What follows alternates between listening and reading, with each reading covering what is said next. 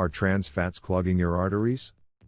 What do Dunkin' Donuts, Jell-O pudding snacks, and Frito-Lay Tostitos restaurant-style tortilla chips have in common aside from being such all-time American favorite goodies?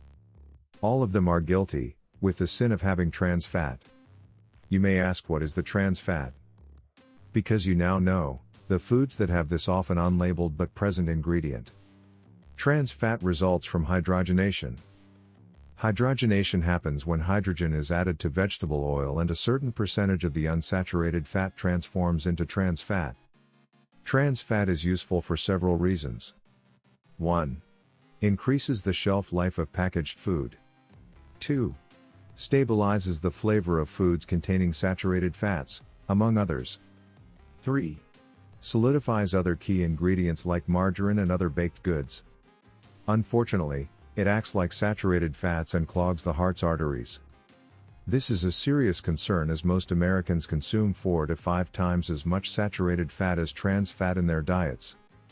Awareness over trans fat reached its peak because of the warning from the National Academy of Sciences Institute of Medicine, a body that advises the government on health problems.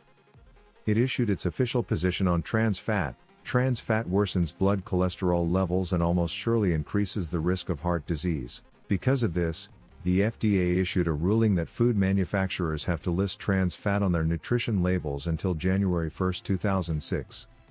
The transition minimized the need for multiple labeling changes, allowed small businesses to use up current label inventories, and provided a measure of savings.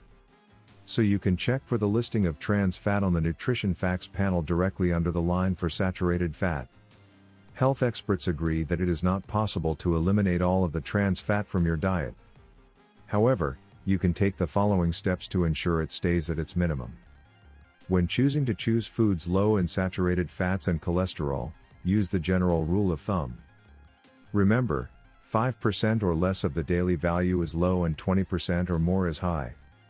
You can also do trade-offs. You don't have to permanently give up a favorite food to eat healthier. Try picking a low-fat version of that favorite food. Or, when you eat food that is high in saturated fat, consume other foods that are lower in fat content during the day. You should also be aware that the energy bar that you're eating because of your health may contain trans fat. Again, you should check the nutrition panel. Thanks to the FDA's new label requirement, dietary supplements that contain 0.5 grams of trans fat or saturated fat must be listed in the Supplement Facts panel.